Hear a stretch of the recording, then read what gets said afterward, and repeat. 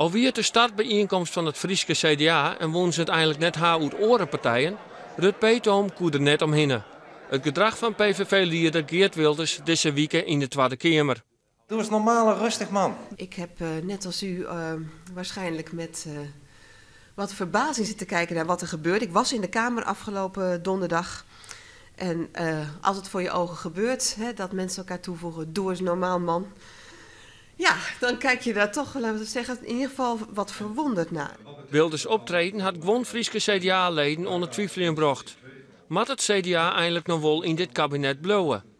Duidelijk is wel dat ze net alles pikken van Wilders. Ik denk dat de rekker op een gegeven moment wel uit is. En wat betekent dat dan? Dat we er dan mee ophouden moeten.